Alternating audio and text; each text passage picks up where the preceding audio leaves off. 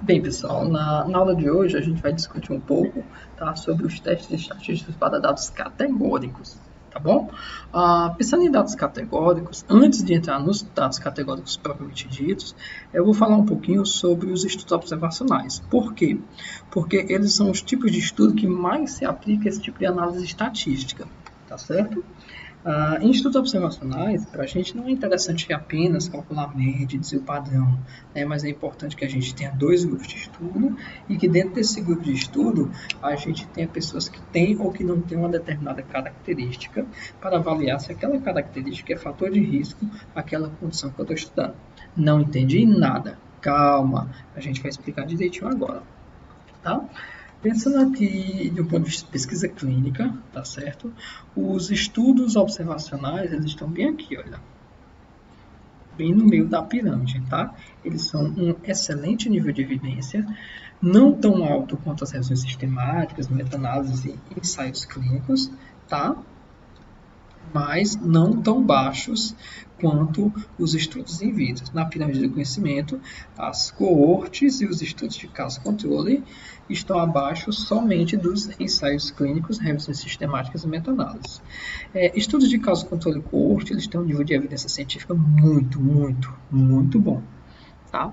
Coortes e casos-controles bem delineados publicam às vezes mais fácil do que um ensaio clínico randomizado mal delineado. Tá? Então, são importantíssimos tipos de trabalho que servem para a gente verificar quem é fator de risco para uma determinada condição. Um pouquinho abaixo dos estudos de caso-controle, bem aqui, está faltando os estudos de frequência. Tá? Todos esses estudos, coorte, caso controle e estudos de frequência, são estudos que nós chamamos de estudos observacionais. O estudo observacional ele parte do princípio que você não vai interferir nos pacientes, você vai apenas observar achados, descrevê-los e analisá-los. Tá? Então, os estudos observacionais eles servem para a gente verificar condição de frequência e estudar fatores de risco para doenças. Não vamos testar terapêuticas, tá? Vamos só avaliar risco, tá? E prevalência. Os estudos observacionais eles podem ser divididos em 4 tipos de estudos. Eles podem ser, né, do tipo descritivos e do tipo analíticos. 2 grandes tipos de estudo. Dentro dos descritivos, nós temos os estudos observacionais transversais e longitudinais, e dentro dos analíticos, nós temos os estudos de caso, controle e coorte. O estudo observacional transversal é um estudo no qual eu vou calcular a frequência, né, de um determinado achado dentro da população. Então, eu pego uma população, sei lá, 10 milhões de habitantes, e vou ver quantas pessoas são diabéticas naquela população. Beleza, esse é um estudo transversal. É o primeiro estudo que serve para a gente avaliar doenças ou novas condições que estão aparecendo. Definir qual é a frequência dela na nossa população. Quando eu digo na nossa população, não necessariamente é na população de Fortaleza, na população do Ceará, na população do mundo, não. É na população que eu estou estudando, no hospital universitário, no Instituto do Câncer, no hospital da Unimed. Quantas pessoas com Covid tem no hospital da Unimed? Tá, tenho 10, 20, 30, 40% dos meus pacientes internados no hospital da Unimed têm Covid. Beleza, é um estudo transversal. Tá? Esses estudos são bons para condições que estão começando a surgir e para descrever a prevalência, né, ou a frequência desse achado nessa população, quando nada ainda foi descrito sobre aquilo. Uma vez que doenças já são muito bem estabelecidas e bem descritas na literatura, os estudos observacionais eles perdem um pouco de valor. E a gente tem que evoluir um pouquinho para os estudos transversais. Tá? Os estudos observacionais eles estão aqui um pouquinho acima da série de casos clínicos, mais abaixo dos estudos de caso controle e coorte. O estudo transversal ele me verifica a frequência de um achado em um determinado período.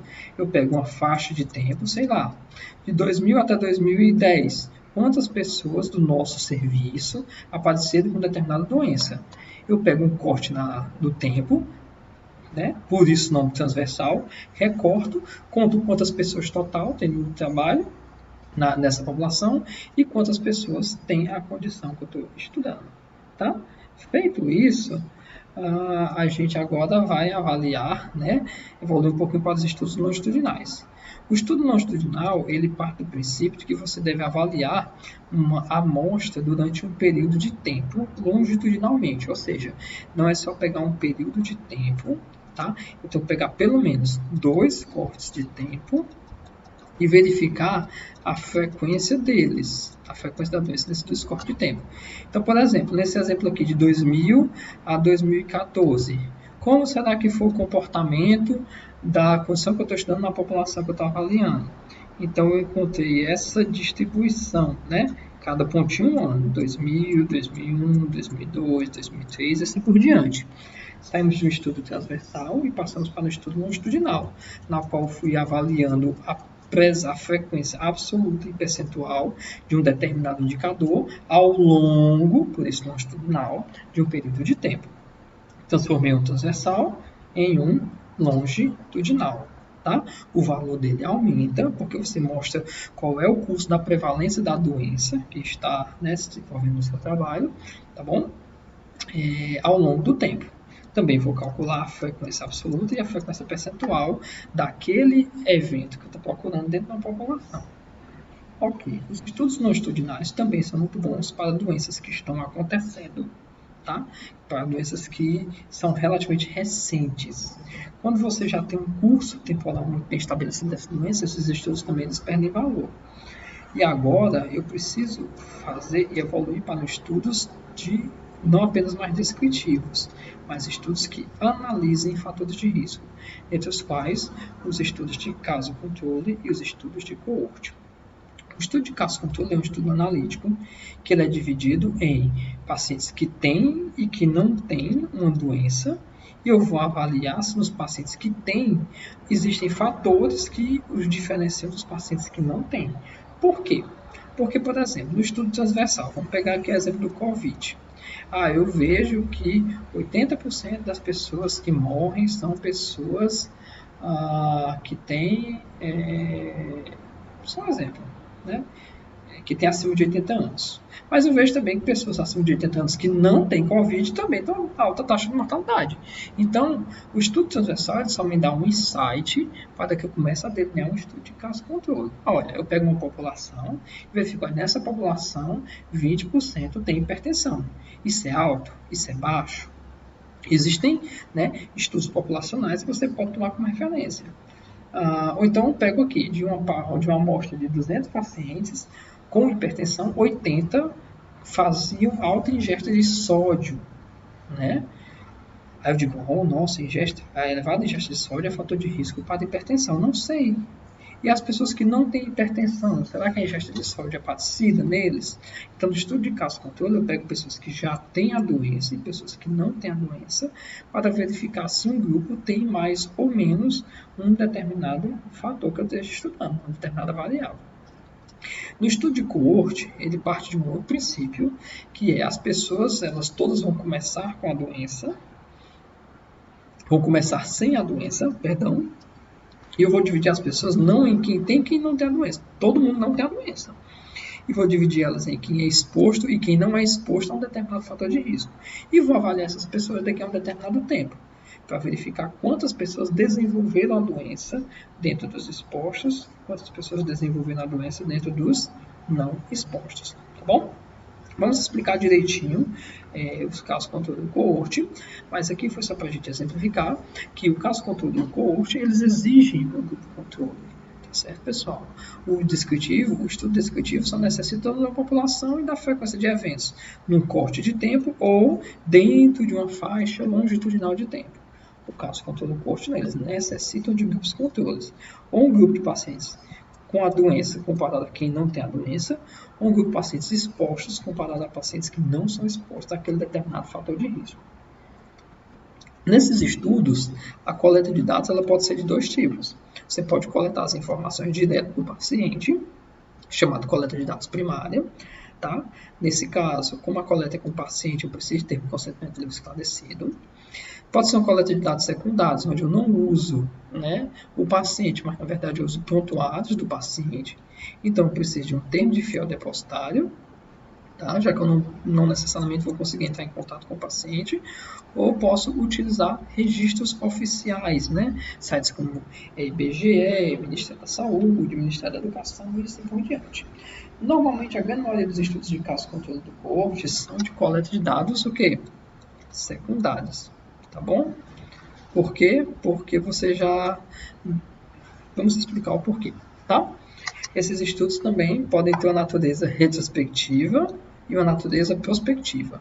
O estudo de caso controle ele é sempre retrospectivo, porque eu parto do pressuposto que o paciente já tem ou não tem uma determinada condição. O estudo de coorte ele pode ser retrospectivo, prospectivo e retrospectivo/prospectivo. Porque eu posso pegar pessoas que foram expostas no passado e desenvolveram a doença no passado, pessoas que não foram expostas no passado e desenvolveram a doença no passado. Totalmente retrospectivo.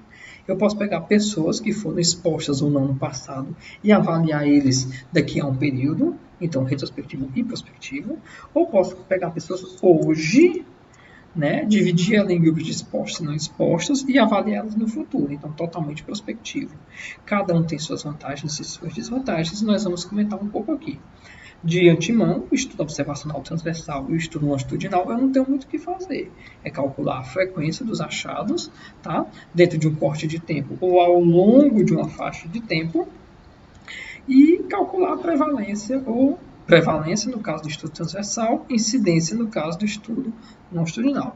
Prevalência, proporção de casos dentro de uma população, incidência, número de novos casos dentro de uma população. Tá? Estudos mais simples, porém de extremo valor quando você desconhece a frequência de um achado na sua população. Tá? Caso controle, né? Estudo caso controle coorte, eles sobem o nível, né? Eles deixam de ser descritivos, passam a ser analíticos, inclusive alguns coortes são até mais bem delineados do que alguns ensaios clínicos. Então, vamos começar pelo caso controle. O estudo de caso controle, como foi dito, é um tipo de estudo que parte do pressuposto que o paciente ele é dividido, você vai ter dois grupos de pacientes. Um grupo de pacientes que já tem a doença e um grupo de pacientes que sabidamente não tem a doença. Então, eu estou olhando sempre para um recorte do passado. O estudo de caso controle é sempre retrospectivo. Tá? E neles eu vou utilizar, né, vou verificar fatores que estejam associados à doença. Então, por exemplo, pego pacientes com câncer de orofaringe e sem câncer de orofaringe. Sei quantos fumantes e quantos não fumantes tem em cada grupo. Então, eu tenho um N e tenho o percentual de cada um. E vou verificar se o fumo está associado à presença do carcinoma de orofaringe. Eu não estou avaliando, pessoal, se o fumo aumenta o risco. Porque eu não sei quando é que ele começou a fumar, eu não sei quando foi que ele desenvolveu a doença. Eu estou verificando se eles estão associados. Tá? Então, é um estudo que me permite avaliar se a prevalência desse achado é maior nesse grupo do que a prevalência desse achado nesse grupo. Ok? Se a prevalência de fumo for maior nos pacientes com câncer de orofaringe do que nos pacientes sem câncer de orofaringe, eu digo o quê? Que fumo é um fator diretamente associado a câncer de orofaringe. O contrário também pode acontecer. Se, por exemplo, o fumo está mais presente nos pacientes sem câncer de orofaringe, eu digo que o fumo é inversamente associado ao câncer de orofaringe. Não posso dizer que fumo aumenta o risco de câncer de orofaringe, porque eu não sei quando esses pacientes começaram a fumar e não sei quando esses pacientes desenvolveram a lesão. Eu estou olhando para o passado. Só estou vendo que essas variáveis estão associadas. Essa é a principal dificuldade do estudo de caso controle. Né?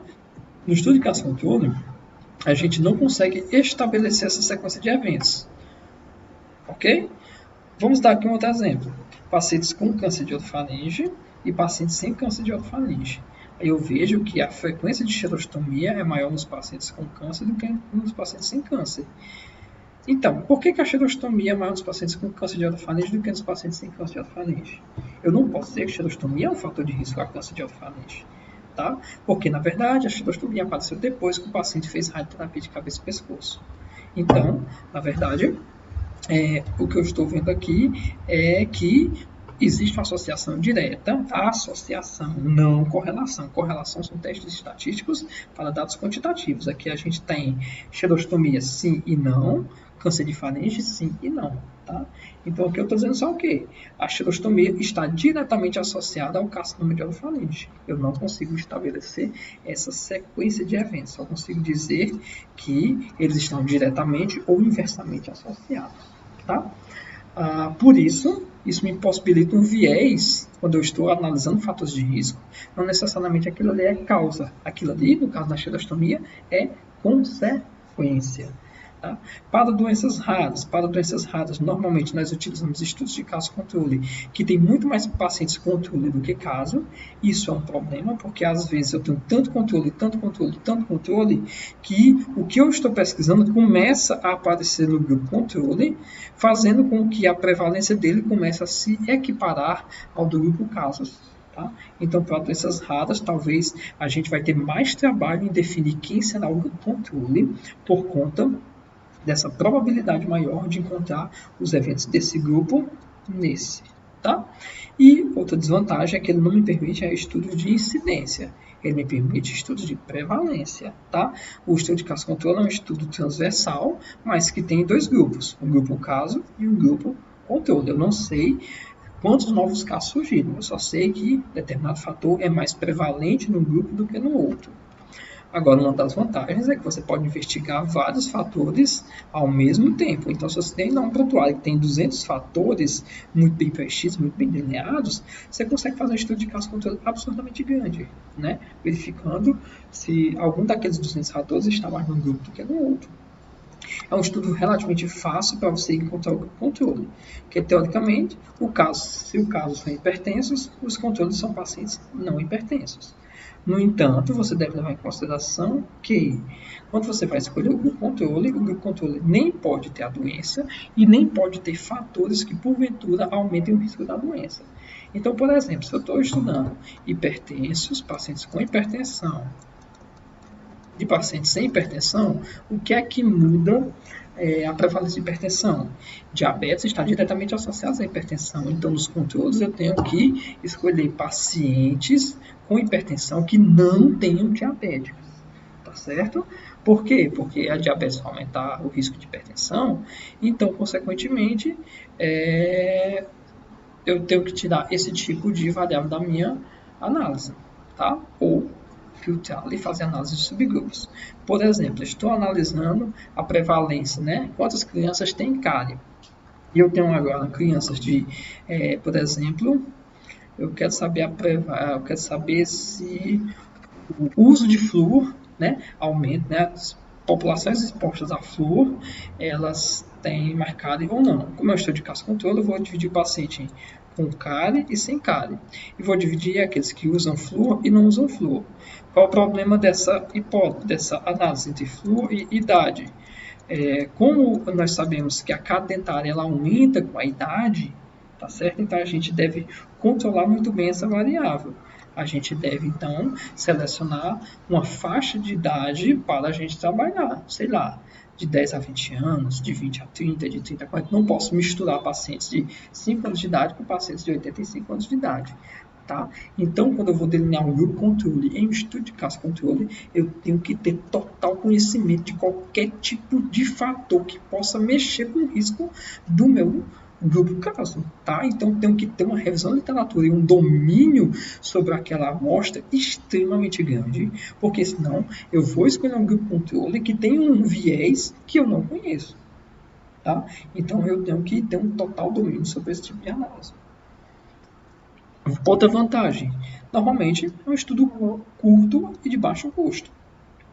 Então, tendo em vista que você vai precisar basicamente de prontuários ou apenas analisar pacientes, casos e controles, tá? Então, normalmente a gente não demora muito para fazer esse tipo de análise. O custo, né, basta a gente ter os pacientes, tá bom? Ou os prontuários.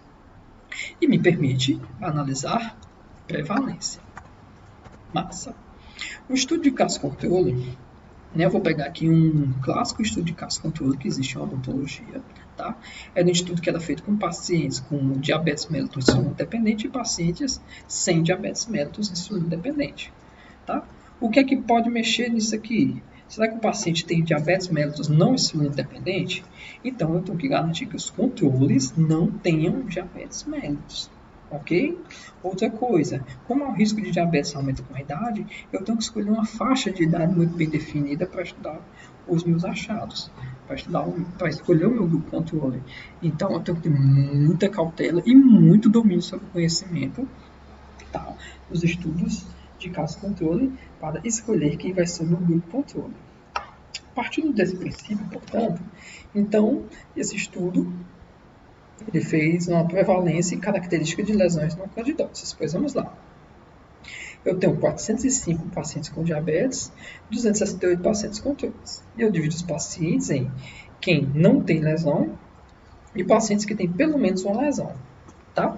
Eu vejo que dos 405 pacientes com diabetes mellitus, 180, ou seja, 44,4% dos pacientes têm lesão, enquanto os pacientes com controle, apenas 25% têm algum tipo de lesão. Aplico um teste estatístico e verifico, né, se existe diferença estatística dessa prevalência com essa prevalência. Bom, aqui estão asteriscos, então significa, né, que provavelmente existia diferença estatística entre esses dois grupos. O p-valor que é calculado nesse tipo de análise é um p-valor único. É um p-valor para comparar a distribuição da coluna de diabetes com a coluna de não diabéticos. Então, é comparando se esta proporção 201 para 67 é diferente da proporção 225 para 180. Não é calculado um p-valor para esse e um p-valor para esse. Certo? É calculado um p-valor para a distribuição desses dados em comparação à distribuição desse outro conjunto de dados. Então, aqui está me dizendo que a proporção 180-225 é significativamente diferente da proporção 67-201. Ou seja, 44% é significativamente maior do que 25%. A estatística é aplicada com os números, tá certo? Só que a interpretação ela é feita como? Ela é feita com os percentuais. Eu sempre devo comparar os percentuais que não vão dar 100%, tá bom? Aqui vai dar 100%, aqui, né, não vai dar. Aqui também vai dar 100%, então tenho que comparar nesse sentido. A comparação ela é sempre relativa, comparando o grupo 1 com o grupo, a prevalência do grupo 1 ou a distribuição da coluna do grupo 1 com a distribuição da coluna do grupo 2. Então, aqui eu estou dizendo que existe significativamente mais lesões nos pacientes diabéticos ou que existe significativamente menos lesões nos pacientes não diabéticos. A interpretação é exatamente a mesma. Você vai definir como é a melhor forma de você escrever. Ou seja, existe uma associação direta entre lesões, presença de lesões e diabetes insulina dependente, tá? Ou uma associação direta entre a ausência de lesões e a ausência de diabetes. É exatamente a mesma coisa. Tá bom? Aqui é um outro estudo de caso controle, né? Olha, é um estudo de caso controle que ele verificava a sobrevida de pacientes, né? Eram pacientes com câncer de boca e ele verificava todos os pacientes tinham câncer de boca e o desfecho dele era vivo ou morto, né? Quem continuava vivo depois de 5 anos, quem estava morto de 5 anos, tá? Quando ele pega aqui, olha, gênero feminino e masculino, vocês vejam que ele tem, olha, pacientes que não sobreviveram, 23%, 23,2%. Pacientes que sobreviveram, 76,2%. Tá? Então, eu estou vendo que tem mais pacientes vivos do que pacientes não vivos. Lembrar, a comparação não é quando a soma é 100%. A comparação é quando a soma não dá 100%. Tá? E aqui, sexo masculino, eu tenho 36% de pacientes que foram a óbito e 63% de pacientes que não foram a óbito. Foi aplicado um teste estatístico e houve diferença estatística entre os dois grupos. Tá? Então, como é que eu interpretaria essa análise? Interpretaria da seguinte forma, olha, 76% é significativamente maior que 63%, ao passo que 36% é significativamente maior em relação a 16%. Ou seja, existe uma maior prevalência de pacientes que foram a óbito dentro de 5 anos nos homens ou uma maior prevalência de pacientes que não foram a óbito dentro de 5 anos nas mulheres. poxa, Paulinho, mas eu só tenho 56 pacientes que foram a óbito nas mulheres e isso é maior do que 598? Sim, porque é 53 pacientes de um universo de 69, enquanto que é 598 de um universo de 941, tá? Então, eu tenho que levar em consideração que as comparações de prevalências, elas são sempre relativas. Então, a prevalência de pacientes vivos não é o número absoluto, é a prevalência de pacientes vivos, mulheres, em 5 anos com câncer de orofaringe, é significativamente maior do que a prevalência de pacientes vivos, homens com câncer de orofaringe de 5 anos, e com diferença estatística. Esse mesmo raciocínio se aplica para todos os outros. Olha aqui, ó, os casados e os não casados. Os casados, 65% de sobrevida. Os não casados, 56% de sobrevida. Teve diferença estatística? Teve. Então, eu posso dizer que a sobrevida em 5 anos em pacientes com câncer de orofaringe, boca, né? Perdão, câncer de boca, está diretamente associado à ausência de uma relação marital, tá? Ou a mortalidade, né? A taxa de mortalidade, ela é menor nos pacientes casados. Eu posso interpretar da mesma forma, tanto faz, você que decide, tá bom? Dessa forma, é a forma como eu vou interpretar os estudos de prevalência. Sempre verificar quem são as prevalências que não dão 100% e se der diferença. Se não der diferença estatística, que nem aqui, olha, todo mundo muito pertinho, p-valor aqui, olha, tá? Não deu diferença estatística, beleza. Não precisa nem olhar para o dado. Para as prevalências. Deu diferença estatística? Massa. Vou para as prevalências e vejo qual das duas, que não somos 100%, qual das duas é maior. Tá? E o quanto é que eu vou... Digamos que eu, beleza, fiz aqui a análise estatística, tá certo? E vou planejar uma política pública de saúde para rastreamento de pacientes, né, com câncer de boca, para tentar tomar condutas adequadas para pacientes com base nesses fatores associados. Só que eu só tenho dinheiro para escolher uma dessas condutas.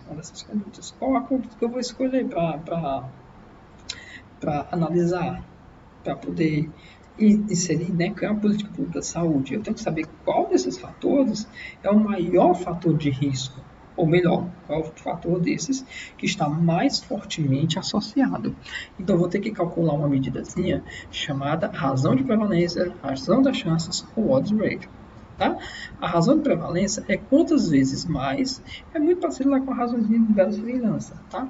É quantas vezes mais uma doença, né, o evento, quantas vezes mais o fator que eu estou estudando aparece nos pacientes que têm a doença do que nos pacientes que não têm a doença. Tá, pessoal? A razão de prevalência, ou odds ratio, a razão das chances, é calculada através dessa divisão. É A dividido por B, dividido por C, dividido por D. Ou seja, A vezes D dividido por B vezes C.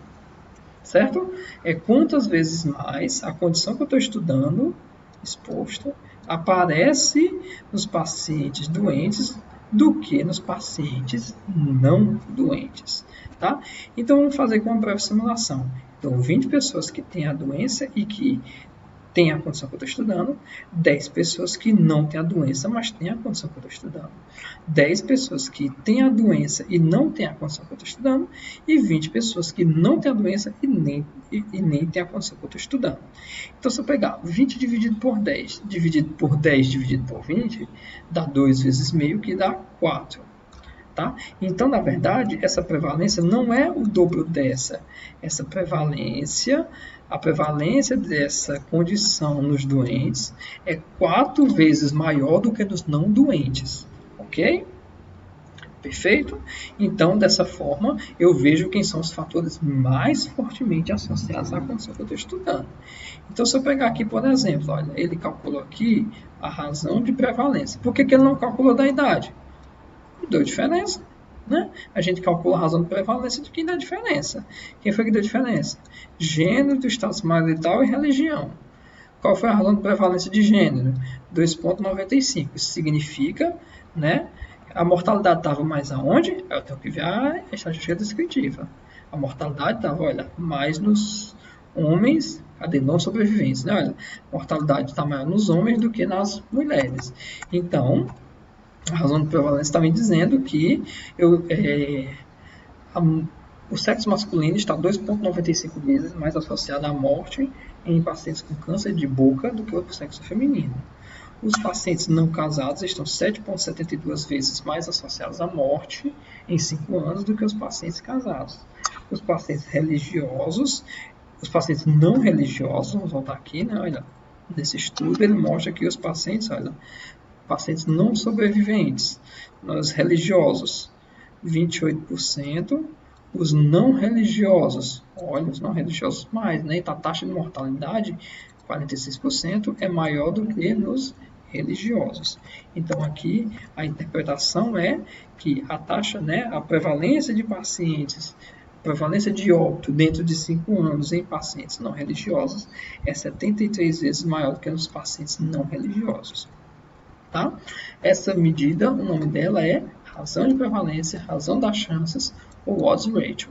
Ela me permite verificar indiretamente fatores de risco de proteção. Lembrando que eu não posso aqui ser homem, não casado e não religioso aumenta o risco de mortalidade em 5 anos por câncer de boca. O que eu estou dizendo aqui é que esses fatores estão diretamente associados à mortalidade por câncer de boca. Tá? Lembrar que no estudo de caso controle a gente não tem condições de avaliar o fator temporal. A gente só tem condições de avaliar o fator está associado ou não associado. Tá bom? E nisso, as razões de prevalência elas nunca vão poder dar zero, porque nós estamos trabalhando com razão de razão. Tá? A menos que um desses números aqui seja zero, a razão de prevalência não vai dar zero. E se um desses números for zero, ou a razão de prevalência, se for em cima, vai dar zero, e se for embaixo, o número não existe, porque qualquer número dividido por um número não, que é zero, não existe. Né? Não existe número dividido por zero. Tá? Então, como é uma razão, pessoal, então a razão ela só vai poder dar, ela vai dar sempre um número acima de zero. E esse número ele pode ser maior ou menor que 1. Normalmente, quando esse número é maior do que 1, significa que o fator que eu estou estudando está x vezes mais presente num grupo do que em outro. Se ele é menor do que 1, esse fator está x vezes menos presente num grupo do que em outro. Então, aqui eu vou estar trabalhando com fatores de risco ou fatores diretamente associados, e menor que 1 eu vou estar trabalhando com fatores de proteção ou fatores inversamente associados. Tá? Então, por exemplo, essa variável aqui que eu estou estudando, ela aumentou, olha, em 1,8 vezes, ela está 1,8 vezes mais associada com a doença que eu estou estudando do que com a ausência dessa doença. Esse daqui, 2,1 vezes mais presente nos doentes do que nos não doentes. Esse fator, ele é inversamente, então ele está 0,4 vezes menos presente nos doentes do que nos não doentes, né? E aqui ele está 1,9 vezes mais presente nos doentes do que nos não doentes, tá bom? É dessa forma que eu interpreto a odds ratio, tá? Ou razão de prevalência, razão das chances, razão de verossimilhança, cada um chama do jeito que lhe for mais apropriado e dependendo também do desenho do seu estudo. Toda vida que a gente calcula uma razão de prevalência, ela nos acompanha um intervalo de confiança 95%. Ou seja, eu estou dizendo aqui que o intervalo de confiança 95% dessa razão de prevalência varia de 0,8 até 5,3. Então, apesar da razão de prevalência ser alta, ser 1,8, quase tão próximo a esse daqui, que é 1,9, né? Com 95% de confiança, ela varia de 0,8 até 5,3. Ou seja, com 95% de confiança, existe alguma probabilidade dessa razão ser 1. E quando A dividido por B é igual a 1, se eu multiplicar aqui, significa que A é igual a B. Então, toda vida que o intervalo de confiança de uma razão de prevalência ela toca o eixo 1, significa que é uma razão de prevalência não significativa. Então, ela nem está diretamente associada, nem está inversamente associada. Ela não está associada. Quando isso acontece, o p-valor calculado é maior do que 0,05. Agora aqui, olha, A razão de prevalência foi alta, foi 2,1, e variou de 1,8 a 3,3. Então, com 95% de confiança, eu posso afirmar que essa razão de prevalência não toca o eixo 1. Se ela não toca o eixo 1, A dividido por B é diferente de 1, então A é diferente de B. Tá? Então, dessa forma, eu digo que o fator está significativamente, está 2,1 vezes mais prevalente no grupo caso do que no grupo controle. Aqui, a razão de prevalência foi 0,4, ela é menor. Vocês notem que ela varia de 0,2 a 0,8. Ela também não toca o eixo 1. Então, ela é um fator estatisticamente significante, mas inversamente associado à condição que eu estou estudando. E aqui, do mesmo jeito. Em ambos os casos, o P aqui vai ser menor do que 0,05. Todavia, então, que o intervalo de confiança da razão de prevalência não toca o eixo 1, então essa razão de prevalência ela é estatisticamente significante. Tá bom? Tanto eu posso calcular a razão de prevalência para cima como para baixo. Então, dizer que ser homem está diretamente associado, está 2,95 vezes mais associado à mortalidade em 5 anos, é a mesma coisa, vamos transformar 1 dividido por isso. É a mesma coisa dizer que ser mulher está 0,33 vezes menos associado à mortalidade por câncer de boca. Dizer que ser não casado está 7,72 vezes associado à mortalidade em 5 anos por câncer de boca, se eu inverter isso daqui, é a mesma coisa dizer que ser casado está 0,001 vezes menos associado à mortalidade por câncer de boca. E assim sucessivamente. Dependendo da minha discussão, eu posso discutir isso como um fator diretamente ou como um fator inversamente associado. Você decide a melhor forma para o seu trabalho. Tá? Isso nos estudos de caso controle. Nos estudos de coorte, nós não partimos do pressuposto que o paciente já tem ou não tem uma determinada doença. No estudo de coorte, nós pegamos 2 pacientes que não têm uma doença e dividimos eles em expostos e não expostos. E avaliamos ao longo do tempo quem desenvolve e quem não desenvolve a doença. Tá? Esse tipo de estudo de coorte é quase considerado como um ensaio clínico. Por quê? Porque você está verificando se uma condição aparece mediante a exposição ou não exposição ao fator.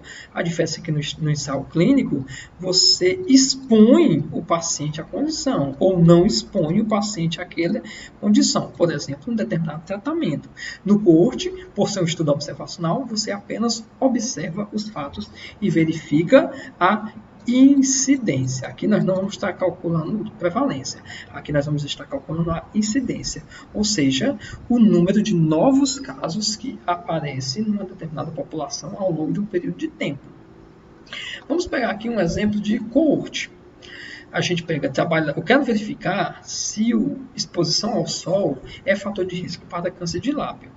Se eu pegar um estudo de caso controle, eu vou pegar pacientes com câncer de lábio e sem câncer de lábio e ver quem se expunha ao sol e quem não se expunha ao sol. Vou calcular a prevalência dos dois e vou calcular a razão de prevalência. Aqui não. Aqui eu estou pegando pacientes que não têm carcinoma de lábio. Eles vão se dividir em expostos e não expostos. E ao longo do tempo eu vou ver quem desenvolve e quem não desenvolve carcinoma do vermelhão de lábio nos 2 grupos. Se a quantidade de pacientes que desenvolveu carcinoma do vermelhão do lábio é maior nesse grupo do que nesse outro, então a incidência de câncer de lábio em pacientes expostos ao sol é maior do que a incidência de câncer de lábio aos pacientes não expostos ao sol. Como eu garanti que todo mundo começou sem a condição, e então a condição ela começou a aparecer a partir do momento que eu iniciei o meu estudo. Aqui eu garanto essa elucidação de relação temporal. Portanto, os estudos de coorte eles têm um valor muito superior aos estudos de caso controle, por conta da possibilidade de estabelecer essa relação temporal. Por exemplo, um dos estudos de coorte mais clássicos que existe são os estudos de coorte, né, que a Organização Mundial de Saúde, a Organização das Nações Unidas, desenvolveu ao longo dos anos com os expostos à radiação de Hiroshima e Nagasaki. Tá? Eles pegaram os expostos, compararam com os não expostos e verificaram o desenvolvimento de cânceres, por exemplo, ao longo de um determinado período de tempo. Tá? Então, você fazendo dessa forma, exposto e não exposto, você garante que o grupo, você garante a relação temporal. já que você está vendo, tá, que os eventos só apareceram depois da exposição, ok? A seleção do controle nesse tipo de estudo é muito mais simples do que no estudo de caso-controle. Enquanto no estudo de caso-controle eu tenho que ter cuidado com todas as variáveis que possam mexer com o meu grupo controle, que o aproxime do meu grupo caso, no estudo de coorte, o que é que eu tenho que me atentar? Com não exposto é apenas a pessoa que não é exposta àquele fator. Tá certo? Então, o estudo de coorte, a seleção do controle é muito mais fácil. Além disso, me permite o estudo de incidência e, como nós vimos, pode ser prospectivo ou retrospectivo. Tá? Eu posso pegar hoje os registros da Organização Mundial de Saúde e calcular essa incidência? Posso, porque lá no registro tem bem direitinho quando ele foi exposto e quando foi que ele desenvolveu a condição. Agora, para fazer uma coorte retrospectiva, eu necessito de um sistema de registro de informações perfeito para garantir que aquela pessoa ela não era exposta antes de eu começar o desenvolvimento do meu estudo. Tá certo? O estudo de coorte retrospectiva ele se confunde muito com o estudo de caso controle justamente por conta disso. Tá? Mas as formas de interpretar são diferentes. Enquanto no estudo de caso controle eu não preciso ter essa preocupação temporal, no estudo de coorte eu necessito ter esse tipo de preocupação. Enquanto no estudo de coorte eu não preciso ter preocupação com o grupo não exposto, justamente por conta dessa preocupação temporal, no estudo de caso controle eu preciso ter preocupação com o grupo controle. Tá certo? Tendo em vista que a gente não tem controle de quando as coisas aconteceram. Desvantagens, tá certo? Ele é ineficiente para estudos de exposições raras ou de condições que têm uma latência muito longa. O que seria uma latência muito longa? Pode ser que esses pacientes aqui demorem décadas a desenvolver câncer. Né? Essa mesmificação do vermelhão do lábio não é um dos carcinomas mais prevalentes em cavidade oral. Então, pode ser que eu precise esperar 30 anos para observar essa diferença entre esses grupos, para a condição aparecer. Então, quando você vai estudar condições que demoram muito a aparecer, a gente normalmente apela para os estudos de coorte o quê? Retrospectivo e torce para que os registros sejam bem coletados. Então, que a gente reza para que as pessoas antes de nós tenham construído um bom banco de dados para que a gente possa analisar. Tá certo? Se não, se eu tenho condições que a latência muito curta, por exemplo, a hipertensão pode demorar décadas para aparecer a hipertensão no paciente, pode ser que ela não apareça. Cara, pode ser que eu demore décadas também, dependendo do nível de educação de cada um. Tá? Mas aqui eu vou dar um exemplo de estudo de coorte que foi com pacientes gestantes. Teoricamente, o período de gestação é muito curto. Então, eu pegar, por exemplo, gestantes e não gestantes, só por exemplo, é um estudo relativamente rápido de ser conduzido. Tá? Quando a gente está falando em estudo prospectivo. Um problema é que os estudos prospectivos, no geral, são caros, porque a gente precisa acompanhar os pacientes, ligar para os pacientes, pedir para eles retornarem, tá? E se for retrospectivo, carece de registros muito bem adequados. Então, ele é bem dificilzinho de ser realizado, tá? E caro e muitas vezes até duradouro. Diferente do caso controle, o estudo de coorte não trabalha com razão de prevalência, ele trabalha com outra medida chamada risco relativo, hazard risk, incidência relativa ou relative risk, dependendo do estudo onde você vai trabalhar, dependendo do tipo de estudo que você está trabalhando. Ao invés de nós dividirmos os nossos pacientes, né, A dividido por B dividido por C dividido por D, aqui nós calculamos A dividido por A mais B, ou seja, a quantidade de pessoas que desenvolveu a condição dividido pela quantidade de pessoas expostas, isso dividido pela quantidade de pessoas que desenvolveu a condição, dividido pela quantidade de pessoas não expostas. Então, é a razão entre essa incidência dividido por essa incidência. Lembrando, se aqui for zero, também não dá para a gente calcular. Tá? Vamos fazer aqui um exemplo agora de calcular o risco relativo. Olha, 20 dividido por 20 mais 10, tá? Dividido por 10, dividido por 20 mais 10, tá? 20 dividido por 30, dividido por 10, dividido por 30. Dá 0,67 dividido por 0,33, que dá 2 vezes mais.